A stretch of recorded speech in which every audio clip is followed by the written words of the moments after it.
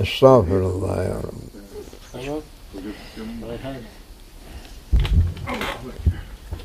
Bayram yaklaştı. Kıyam edelim. Cenab-ı Hakk'ı tekbir edelim. Allahu Ekber, Allahu Ekber. La ilahe illallah. Vallahu Ekber. Allahu Ekber ve lillahil hamd. Tekbirimizdir o. Biz Müslümanız. Tekbir ederiz.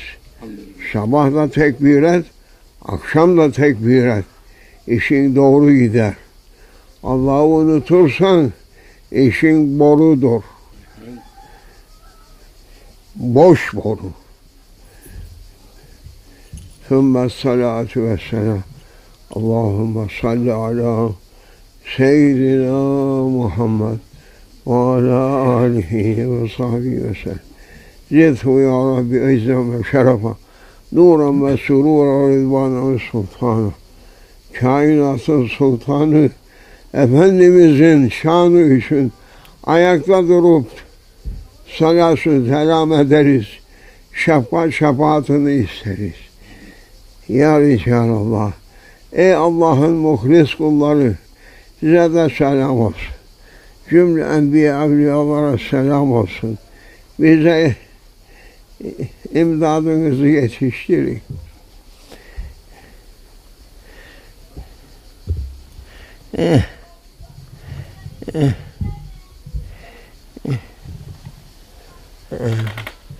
Işık yakmaysa.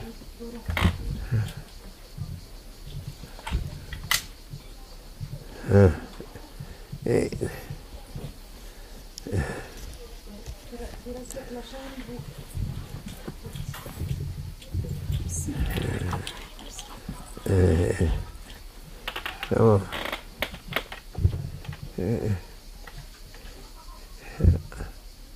Allah'a şükürler olsun. Elhamdülillah.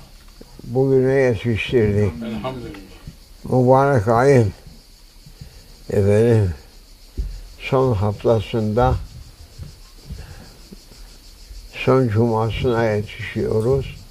Şükürler olsun. Elhamdülillah. Allah Allah.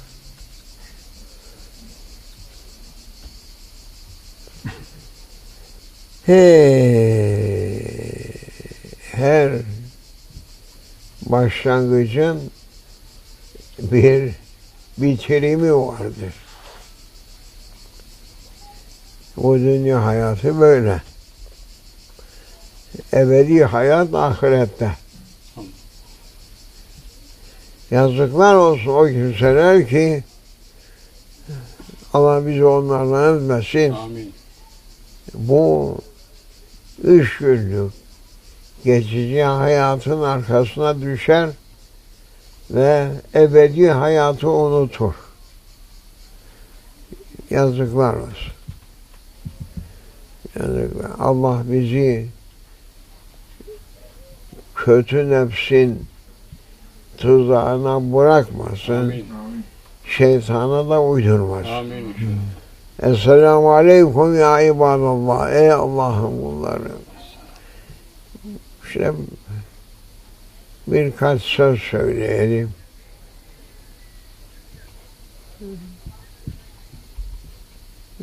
Olabilir ki uyanıklık verir Cenab-ı Mevla. Habib-i Ekrem'in hürmeti, şefkat şefaatiyle bu insanımız gözünü açar. İnşallah. Çünkü biz Karadenizlere hitap ediyorum. Karadenizliler maşallah dinlerini tutmaya çok gayretlidirler. Gerçi şaşkın halleri çok var ama Allah'ı unutmazlar. O da ne yapalım? sabah akılları çalışır derler, öğleden sonra çalışmaz. Böyle oldu onlarda. Lakin hakikaten dikkatlidirler. Başka taifaya göre onlar dinlerini tutmaya çok heveslidirler. Kul kusurdan hali olmaz. Kul tabi madem nefsimiz vardır ve şeytan da insanlara musallattır. Onun için insanların hataları bitmez, tükenmez. Kimse diyemez ki ben günahsızım. Günahsız olan melaikedir. Ademoğlu hepsi günahkar. Enbiyadan başka. Onların yoluna gidenlerden başka. Esselamu aleyküm. Ya Laz uşakları. Esselamu aleyküm. Ey müminler taifesi. Bugün de Ramazan-ı Şerif'in son perşembesidir. Bu gece son Cuma gecesidir Ramazan'ın. Yarın son Cuma'sıdır mübarek Ramazan'ın. Allah bizi gafillerden etmesin. Amin inşallah. Gafil olmak en büyük beladır insanlara. Gafil olma.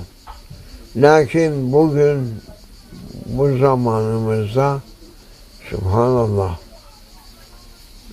gaflet bütün insanlara perde olmuş. Nereden perde olmuş? Kendilerini yaratandan gafil eylemiş, unutmuşlar. Bizi kim yarattı demeye unutmuşlar.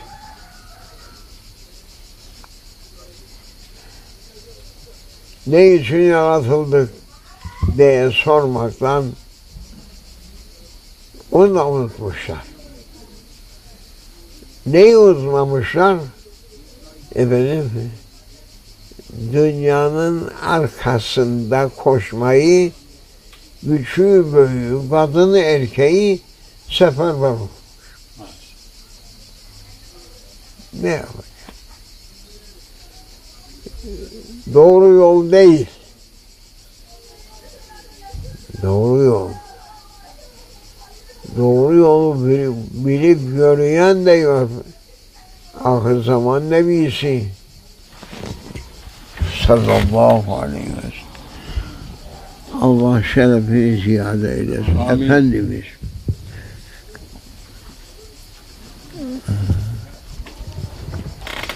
Ahir zamanda değil, insanlar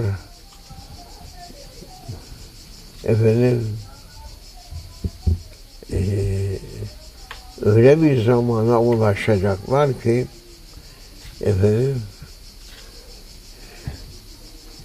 dinukum dinarukum, dinleri onların altın para olacaktır diyor. Ne millet üzerine ne din üzerine.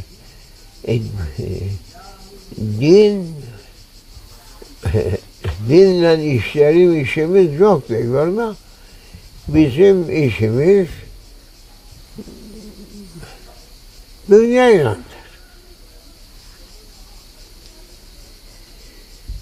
Dinukum dinarukum, dinleri, imanları paradır. Paradır. O zamanın mihrinde Efendimizin buyurduğu zamanda Dinar dediği var altın. Altındı. Kağıt parası yok. Şimdi biz Efendimiz'den bu yana 15 asır geçti. O 15 asırın içerisinde şimdi sonundayız da bu zamanda piyasada altın kalmadı. Piyasadaki altınları efendim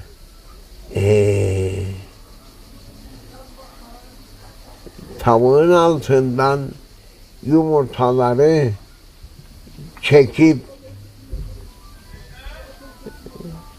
saklayan yerine alçıdan yumurta koyan efendim hırsızlara döndü insanlar. Altını alıyor, sonra yerine neyi koyuyor? Alçıdan yok, tavuk için o. Efendim, tavuk beyaz yumurta şeklinde benim şeyden plastikten bir şeyle bir oturuyor üzerine. Ha otur, ha otur, ha otur, ha otur. Efendim tavuk bakar bunlar çıkmaz. Vazgeçer. Şimdiki insanlar da öyle anlatıyor şeytan. Ne veriyor? Al bu kağıdı diyor. Altını ver bana sen. İşini bununla gör. Altını bana ver. Altını sana veririz. Bu kağıdın ne kıymeti var? İstersen bir gecede efendim hükümetler der ki bütün kağıt paralar geçmez olmuştur. Ne yaparsın? Kıçını kaldır da kuma vur. Derler o zaman o insanlara. Aklın neredeydi be? Altını verip de kağıt ne aldı? Kağıt verdiğinde altın alaydın. Bak şimdi altının piyasası, beyaz uşakları dinle. Fildokları satarsınız, kağıt alırsınız. Aklınız mı var sizin? Aklınız olsa efendim fildoğu satıp da kağıt almazsınız. Kağıt ne var? Şey kabul değil. 200 lira da yazıyor. 100 liralık banknot da yazıyor. 50 var. İşte bak bir sürü. Cebimize koyduk. Ha, değil mi? Fındıklar gitti. Ne o aldınız? İşte bu bir deste 200'lüktür, 100'lüktür, 50'liktir. Bu kağıtları aldık koyduk şimdi. Bir gecede deseler ki efendim bizim kağıt paralarımız artık tedavülden kaldırılmıştır. Kimde varsa ıslatsın suyunu içsin sabah.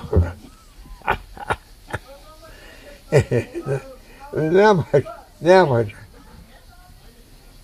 Asıl kıymeti millet tanımıyor. Tanıtmıyorlar. Efendim, yalnız bizim millet olsa hasfası çıksın. Lakin bütün dünya şimdi kağıdın üstüne oynar.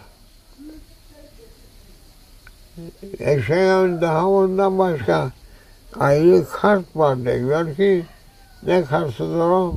Yazlar. Kredi kartı. Kredi kartı diyor onun. Kartana tutsun kendilerini. Amin.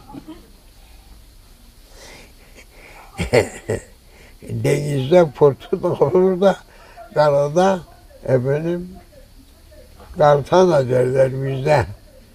Çok üşüten bir hastalık olur. Ya, titrer, üstüne 10 tane yorgan koysan şey yoktu. ısınması yok herifin. Ne oldu? Kartal tuttu herifi ya. Sokun ben o sobanın içerisine eriye kalıp ne yapacak başka? Hillina efendim kağıt çağır. Böyle kağıt çağırman yangın gelse hepsi gidecek elinden. Ne oldu? Yandı. Para yanar mı? Yandı. Nasıl paraydı bu? Kağıt para. Kağıttan para çocuklar oynadı küçüklüklerinde. Siz koskoca herifler kağıt para yapasınız. Dünya kuruldu. Kağıt para var mıydı? Firavun'un bile altın parası vardı. Nemrut'un altın parası vardı. Efendim, ne kadar eski krallar geldiyse hepsinin mühürlü altın paralar vardı.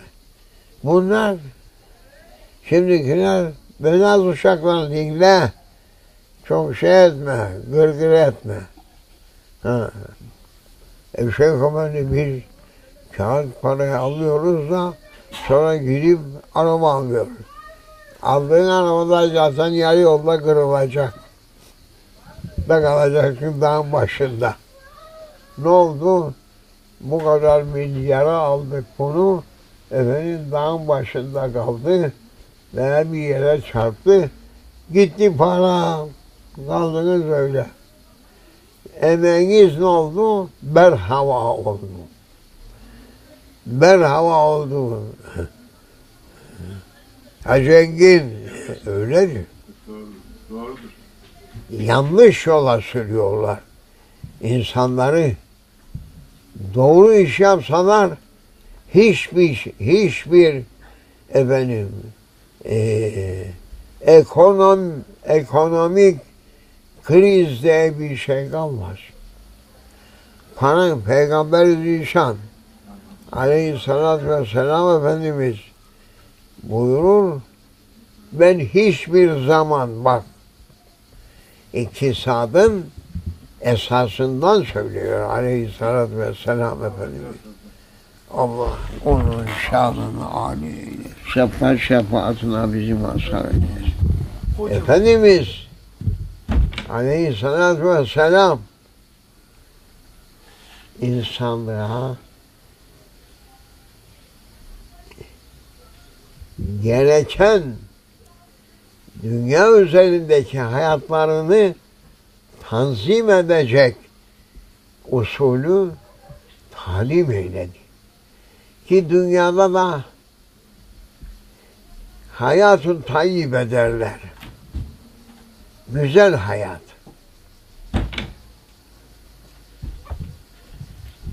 Tatlı hayat yaşasınlar.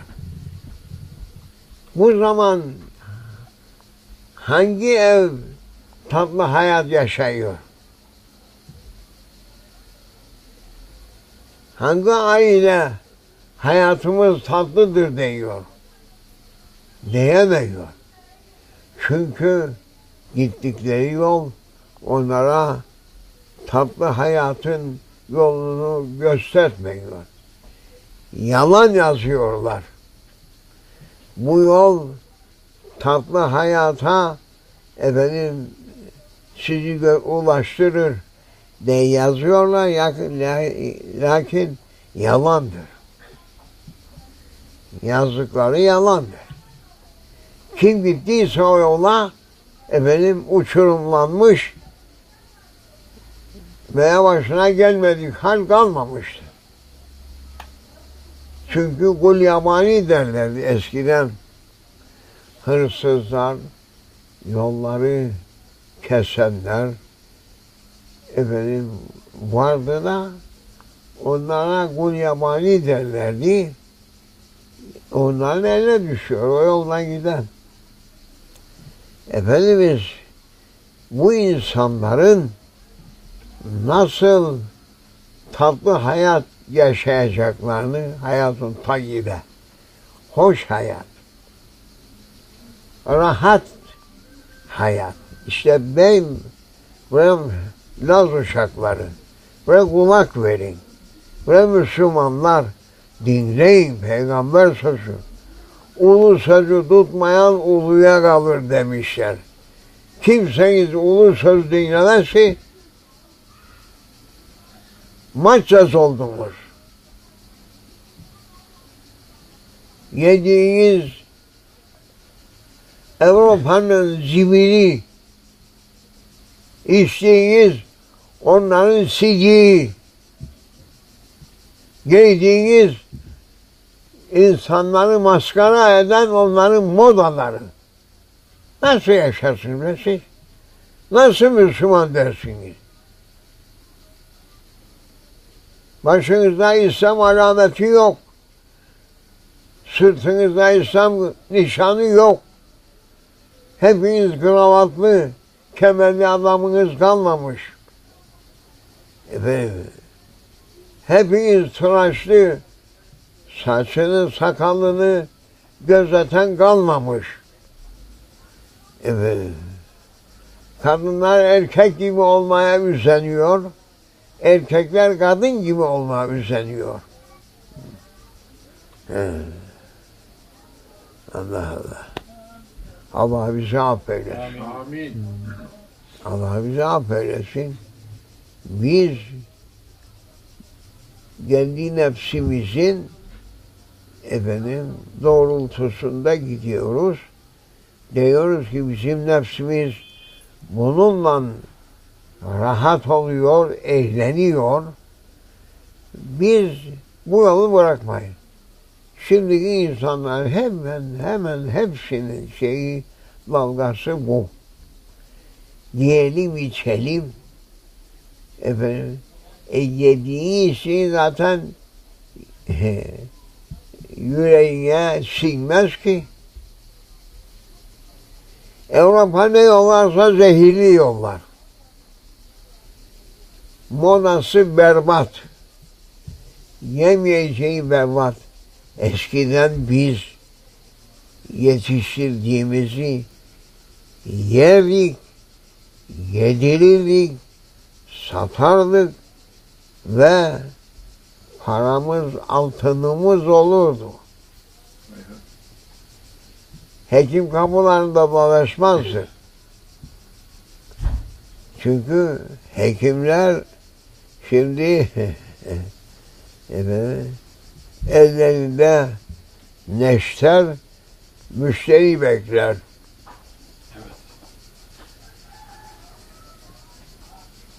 Gelsin, hem diyelim ki bu tedavisi mümkün değildir, bu ameliyatla geçer. Ne yapacak gelen hasta? Madem öyledir, alalım der. Ne kadar? Yani 2 milyar yetişir. Çok bir şey değildir bu. Bağışlayıp duruyorlar. Bütün esnaf böyle olmuş. Birbirlerini tüketmek yolunda.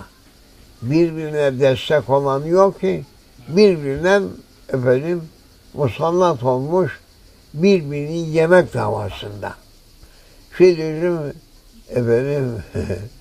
Laz uşakları bıyıklarını kaytan gibi yapar.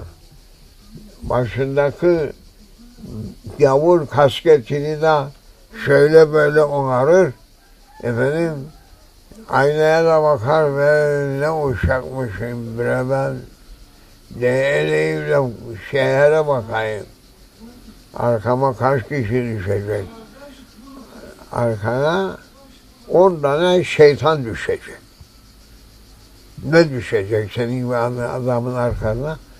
Seni azdırmak için, kızdırmak için arkana şeytan, kaç tane şeytan tayin edecek. Yolu erkanı hasılı kelam, ey Laz uşakları, yolu erkanı kaybettik. Yolu erkanı kaybettin mi, dağda, kuşa kurda yem olursun. yolu bulamazsın dönmeye ve orada canın çıkar ve senin cesedinin üzerine kuzgunlar iner, kartallar iner, çaylaklar iner. İşte onlara yarayacaksın. Başka bir şeye değil. Şimdiki insanların çoğu da kabrin içerisindeki haşerata yem olur.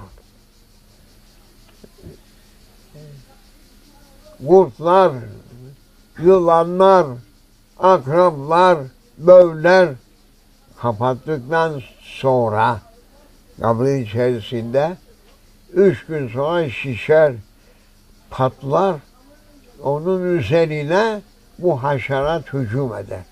İşte dünyada senin bu kadar sene çalıştığın, beslediğin, keyfini çattığın vücudun, cesedin işte burada. Gel seyreyle ne oldu? Bir haftasına gel gör, aç da gör bakayım. Sana bakılır mı? Senin cesedinin, cenazenin kokusundan millet durabilir mi orada? Üzerindeki haşeratı sayabilir mi onlar? İşte buna yararsın. Yaşadın bu kadar sene ne için? O kabirdeki haşeratı doyurmak için. Bu hayat mıdır? Bu insanların, akıllı olan insanların hayal ettikleri bir istikbal, müstakbel midir? Gelecekleri, geleceğinizi siz kağıt parayla hazırladığı alın işte. Yedirdin, içirdin, giydirdin, şimdi bak kefen içinde ne hale gelmişti. Bir sene geçtikten sonra aç bak, üzerinde et de kalmamış. Cesedin, sırıtan bir kelle olacak. Bir parça keyfiniz kaçacak ama kaçsın. Size bunu söylemeye mecburuz. Onun için Kıbrıs Müftüsü'ne de sesleniyorum. İstanbul Müftüsü şunu bunu söyleyeceğine gereksiz şeyleri konuşacağına gereklisine baksın.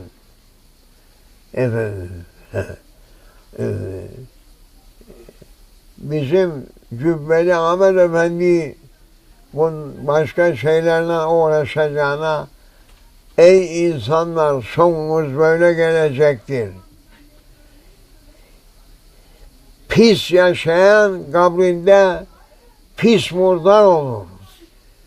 Dünyada temiz yaşayan kefeni bile solmaz, mahşer gününe tertemiz kalkar. Ay gibi nurlanmış kalkar. Ey yaz uşakları düşün, düşün, düşün. Fındık kurtarmaz seni orada. Fındık kurtarmaz. Bıyıklarını gaytan gibi yapıp başında kafir kapellosu derdik eskiden. Giymeyle kendini bir şey olduğunu diye zannetme. Cebinde milyonlar, milyarlar cebinde vardır diyerekten bir şey oldum deme. Kağıt kağıttır, altın altındır. Mümin mümindir, kafir kafirdir. Asi asidir, muti mutidir. Allah'ın hizmetinde duranlar Allah'ın kuludur. Allah'ın hizmetini bırakanlar şeytanın esiridir, kölesidir, kuludur. Peki, Cenab-ı Hak insanlara bu dünyada temiz yaşayıp ahirete temiz gitmelerine dair ne varsa o tavsiyede bulunmuştur. Ki eğer ilahi tavsiyeye uyarsa hayatı güzeldir, tatlıdır. Biraz uşaklara dikkat et. Allah'ın gönderdiğine uymasa dünya hayatları onların yok krizler vardır, yok ekonomik kriz vardır, yok efendim başka krizler var. Krizle uydurma işim söyleme. De ki dinsizlik vardır. Diyemiyor bunu. Laz uşakları. Ekonomik kriz yok. Lakin dinsizlik krizi var. Bir tane söyleyeniniz var mı? Ya hükümetiniz veya devletiniz veya müftiniz veya kadınız bunu söylüyor. Ey insanlar! Mali kriz, ekonomik kriz yok. Kriz asıl dinsizlik krizidir. Şeytana kölelik krizidir. Şeytana tapmanın belasıdır. Şeytana uymanın cezasıdır. Neye söylemezsiniz? Çıkıp onun üzerinde şudur, budur, böyledir, şöyledir. Siyasetle senin ne alakan var? Bırak.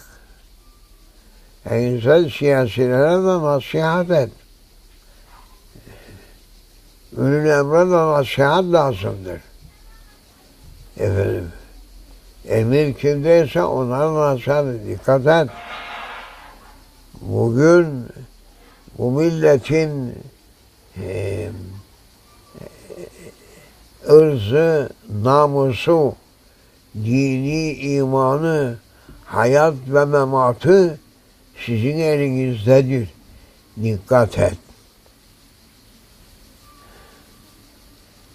Çatır çatır adam öldürürler. Sen mi verdin canını da öldüresin? Sonra ne oldu?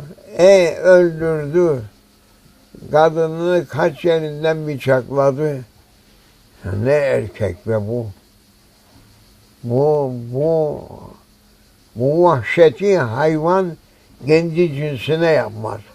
İnsan nasıl kendi cinsini böyle ezer ve öldürüp perişan eder? Zayıf insanları. Bunların hakkından sen hükümet olarak neye gelmesin? Sen neye dağı taşı dolaşırsın? Sen memleketi içindeki insanı terbiye et. İnsan nasıl olur terbiye et.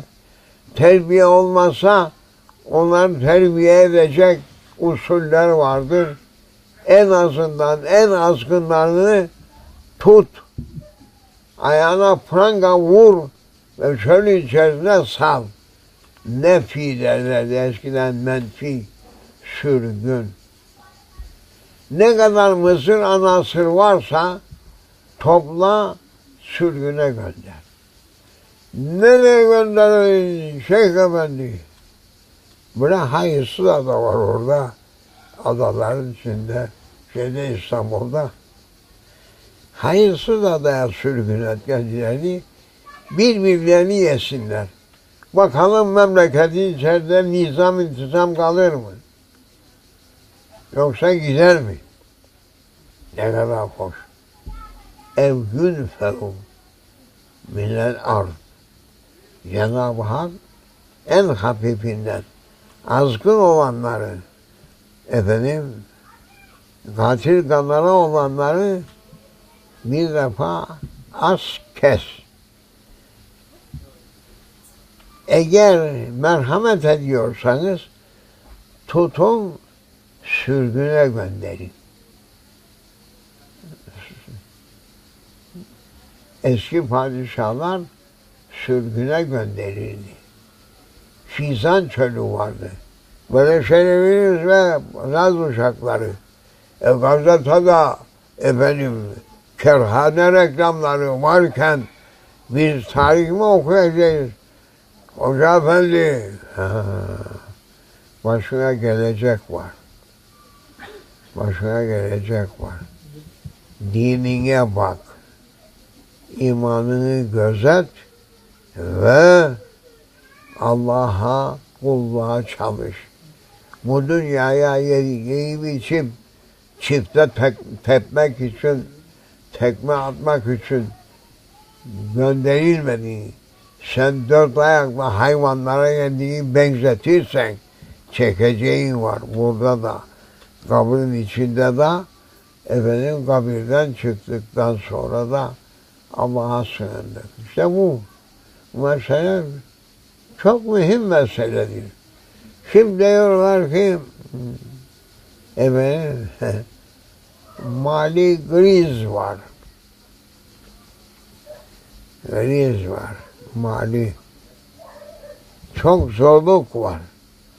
Hatta bir hükümet azası bakan derler şimdi. O demiş ki Kıbrıs ahalisi için doğan çocuğumuzla diyor 25.000 TL ile borçlu olarak doğar. Allah Allah, ama hiç bilmem. Böyle beyanat yapsın gazete adlarında. Utanmadı mı acaba? Söyleyen bırakır diye. Bu gider mi? Sen hükümetken bu ne demek? Nasıl borçlanır bütün bir ailenin her verdiği çocuğa varınca? Sen anlamazsın Şeyh Ömer böyle şeylerden. Sen çok anlar ve işine ettin. Bu demokrasiniz içine etti. Milletin her şeyinin. Yani içine etti demek demokrasi her şeyimizi pisletti. Türkçe. Daha ağır sözü var. İçine Tamam.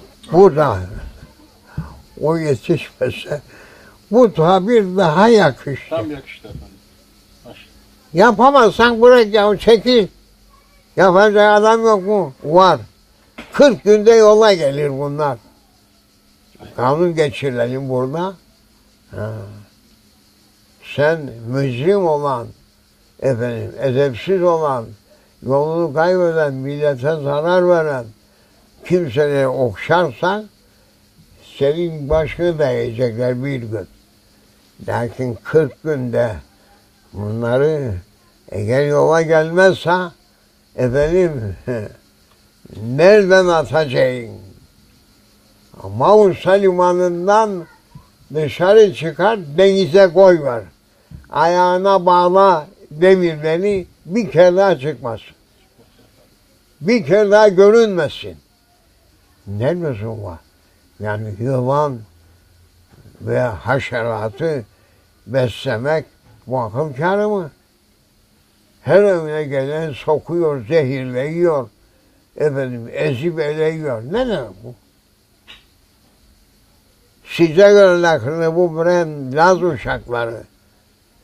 Ama ey kızım sana söylerim, sen anla gençliğinin manasınadır. Her derdin böyle kulli daim deva buyurulmuştur. Cenab-ı Hakk'ın peygamberi hak sözle. Her hastalığın bir devası vardır. Gerek cismani, gerek ruhani. 40 günde hepsini mum gibi etmezse bu Allah'ın emirlerini tutan bir hükümet vazgeçsin. 40 günden süt liman olur. Süt liman olur. Ne olacak şey var? Yarısı denizde, yarısı yukarıda dursun. İçinde varsa gene o mikrobu taşıyanlar karantinaya al. Karantina neresidir? Sürgündür. Nereye? Hayırsız adaya. Hay hay. Nereye? Neis adasına. Nereye? Deyus adasına. Sür. Bakalım akıllandırırlar mı aklına? Ecdadımızın zamanında başının üstünde tepside altın dolu aşitane ki saltanat merkezini oradan yürüyüp Bağdat'a kadar gitse başındaki altına dokunacak adam yoktu. O kadar heybet vardı sultanların. Ne heybetleri var bunların şimdi. Bir seçimle adam ya. Ne seçim be? Bunlar karpuzu ayırt edemez. Karpuzu kavunu seçemeyen adamı sen insan seçtirip de koyacaksın meclise. 500 tane mi? 600 tane. Ne lüzum var 500-600 adamı orada sen oturturasın. İş gören kaç kişidir? Onu bırak öyle şeyleri işler. Bırakırım onu. Ben bırakmaz değil zaten bir şey tuttuğum ya ama söylemeye söyleyeceğiz. Hocalar dinlesin, müftüler dinlesin, profesörler dinlesin, papazlar dinlesin, hahamlar dinlesin ve gülüp şad olsunlar. Çok hoş. Bu gece Şeyh Efendi Hazretleri Firan Bey bir sofra kurdu, iftar sofrası ki gussü de eksik. Yedik, ta buraya kadar yetişti. Teravih namazına gidinceye kadar 7 defa abdeste çıktık. Gücünden güç teravihi bitirdik. Bitirerek alamadım beyefendi. Hemen dışarıya. Az haspalan. Az ye. Ne yapalım? Sofra çok güzel, mükemmeldi. Yemeden olamayız. İftarlıyız biz. Ye. Gel sonra üstüne evden. Ey Laz uşakları! Bu kadar yetişin hadi size böyle. Oradan buradan, dereden tepeden bir şey söyle. Daha iddialı adam varsa, iddialı adama konuşacak sözümüz de var. Sizin en yüksek saydığınız aliminiz varsa, ona da konuşacak söz var bizde Allah'a şükür. Biz sıfır olan adamız. Yani bir iddiamız yoktur. Bundan sonra ne müftülük ister, ne kadılık ister, ne reis cumhur reisi. Bir şey istemiyor. Biz bugün yarın gidelim Mevla'nın huzuruna nasıl gideceğiz düşünüyorum. Ama siz düşünmüyorsunuz. Nasıl çıkacağız, ne yüzden gideceğiz Allah'ın huzuruna? Aman ya Rabbi sen bizi affeyle. Bize İslam yolunu gösterecek, Müslümanlığı öğretecek ve İslam'ın emirlerini tutturacak kullarını bize gönder ya Rabbi. Mübarek gece, mübarek gün hürmeti için. Gözümüz açılsın, gönlümüz açılsın. Gözümüz, gönlümüz kapandı. Karardı vicdanları milletin, karanlık dünyanın krallarının elinde esir kaldık. Aman ya Rabbi, aman ya Rabbi. Karanlık dünyanın krallarının elinden bizi kurtar ya Rabbi. Kurtar ya Rabbi. Kun feyekun seni emrin ya Rabbi. Ya Allah, tövbe ya Rabbi, tövbe ya Rabbi, tövbe ya Rabbi. Esselamu Aleyküm. Bu kadardan itibaren. Gücenen darlan varsa başına gelsin. Hay hay. Amin. Biz aciz bir kuluz burada. Efendim üst Osmanlı'yı da Cumhuriyetin ilk devrini de, efendim meşrutiyetini de, efendim cumhuriyetine idrak etmiş insanız. Bir parça aklında olanı söyle diyorlar bana. Daha fazlası yok mu? Daha fazlası var bizde. Lakin siz yüksükle geldiğinizde, yüksük bildiniz, Evet efendim. yükseğe ne kadar koyacaksın? 3 defa tüpürsen dolacak. Deniz de var. Allah'ın has kulları var. Denizdirler. Lakin yüksüğü bile siz taşıyamıyorsunuz. Ummanları nasıl taşırsınız? Ummanları nasıl kalbinizi açarsınız? Uyan ey uyan Müslüman. Ey küfürde inat edenler. Vazgeçin. Allah'ın yoluna dönün. Dönmezseniz belki bu bayrama yetişirsiniz de ikinci bayrama yoksunuz. Bunu da söyleyelim. Laz uşaklara iyi bak. Ağalık satma. Efendim, yok. Haddini bil. Allah'ın kullarına merhamet et ve temiz hayata bak. Allah bizi affeylesin. Amin. Ol Habib-i Ekrem için bi hürmetil Fatiha.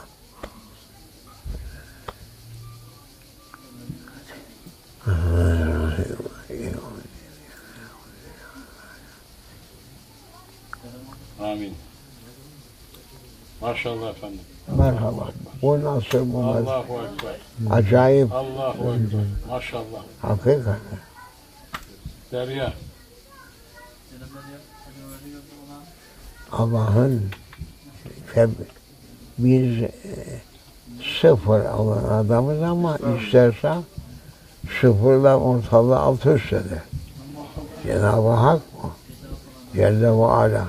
Şükür diyorum. Maşallah. Şükür ona.